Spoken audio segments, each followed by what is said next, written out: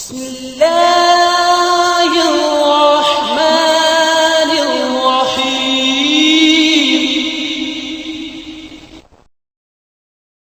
یہ بات یاد رکھیں، جو لڑکی ماں باپ کی وفادار بیٹی ثابت نہیں ہوئی وہ آپ کی کبھی بھی وفادار بیوی ثابت نہیں ہو سکتی۔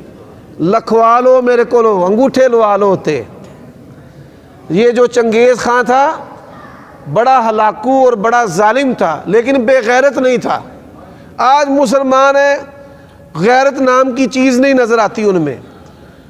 وہ ایک وزیر کی بیٹی تھی، اس نے بیوی بنا لی، ابن القمی اس کی بیٹی۔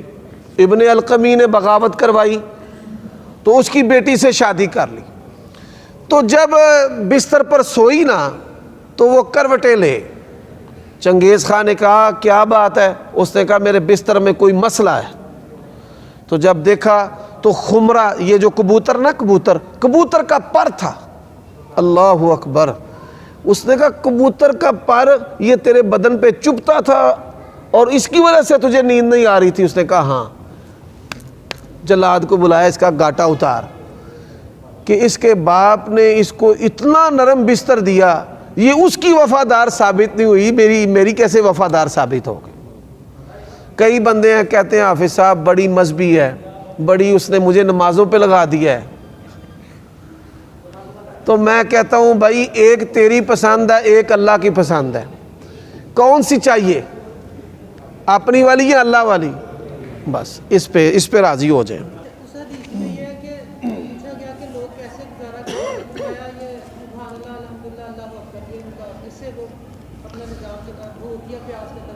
لیکن جب یہ چیزیں بتا دی گئی ہیں تو پھر کیا کوئی تدبیر اختیار کرنا یہ ایک بات یاد رکھیں، قیامت کی نشانیاں تین طرح کی ہیں، چھوٹی، درمیانی اور بڑی۔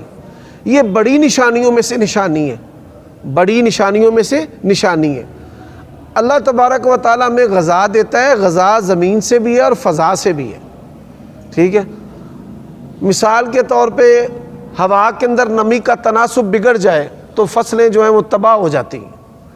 ایسے ہی ہوا کے اندر کاربن کا تناسب اگر بڑھ گیا ہے، نمی کا کاربن کا بڑھ گیا ہے تو اس سے بھی فصلیں تباہ ہو جاتی ہیں۔ یہ ایک نظام ہے جس کو ڈاکٹر، سائنسدان، پروفیسر، پڑھے لکھے لوگ جانتے ہیں، عام لوگ نہیں جانتے، ٹھیک ہے؟ تو ایسے حالات میں اللہ تعالیٰ معاف کرے، میں اس کی مثال دیتا ہوں۔ گزشتہ ادوار میں بڑے بڑے ظالم حکمران گزرے ہیں۔ حضرت عثمان بن عفان کا 1 ماہ تک کھانا پینا بند کیا گیا ہے، تو ان حالات میں وہ 1 ماہ تک قرآن مجید کی تلاوت اور ذکر و اذکار سے غذا لیتے رہے، ٹھیک ہے؟ اسی طرح حجاج بن یوسف نے ایک بہت بڑے تابعی ہیں، عبد الرحمن ان کا نام تھا، ان کو قید کیا، 15 دن کھائے پیے بغیر۔ ہندوؤں کے اندر اب بھی جو ہندو مذہب ہے ان کے اندر جو ان کے بڑے رشی اور بڑے نامور مذہبی رہنما ہیں، کئی سال تک نہیں وہ کھاتے پیتے۔ انڈیا نے اپنے ٹیلی ویژن چینل پر کہا کہ ہمارے پاس ایک بزرگ ہے جس نے 70 سالوں سے کچھ نہیں کھایا۔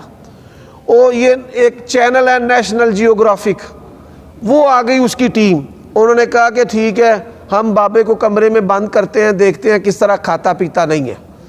تو بابے کو 15 دن بند کیا انہوں نے کمرے میں، تو واقعتاً وہ کھائے پیے بغیر 15 دن زندہ رہا ہے، رپورٹنگ کیا باقاعدہ انہوں نے۔ لیکن اسلام میں یہ چیزیں ہیں کہ انسان ان چیزوں کے بغیر رہ سکتے ہیں، لیکن یہ کمال نہیں ہے۔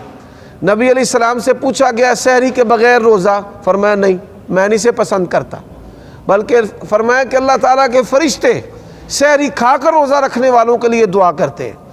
ایسے جب حالات آئیں گے ان حالات کے مطابق پروردگار وہ موسم کو اس طرح کر دے گا کہ جس سے ہم یعنی انسان کیلریز لے سکے، چیزیں سکویز ہو جائیں اس کے لیے۔ یہ حالات ہیں جو اللہ تعالیٰ کی قدرت سے ہی۔ جی کسی نے کہا یا اذکار جڑے کر دے جے، درود یا استغفر اللہ یا سورت کوئی بھی سورت کا تسی کر دے جے، اگر ایک کو اجازت لو تو پھر صحیح ہے، ورنہ شیطانی چیزیں جڑیاں یہ جو کہا جاتا ہے کہ ذکر و اذکار کے لیے کسی کی اجازت کی ضرورت ہے، بھائی آپ کو اللہ رسول نے اجازت دے دی ہے، رسول اللہ کی اجازت سے بڑھ کر کسی مولوی کی اجازت نہیں ہے۔ اور یہ جو کہا جاتا ہے کہ اگر آپ اجازت کے بغیر ان کو پڑھیں گے تو یہ فتنہ ہے، یہ محض شیطانی بات ہے۔ اسپیسیفائی کر لینا کہ 41 مرتبہ پڑھو پھر یہ ہو جائے گا، یا 41,000 دفعہ یہ ذکر کرو تو یہ ہو جائے گا۔ نہیں، اس طرح نہیں کرنا چاہیے۔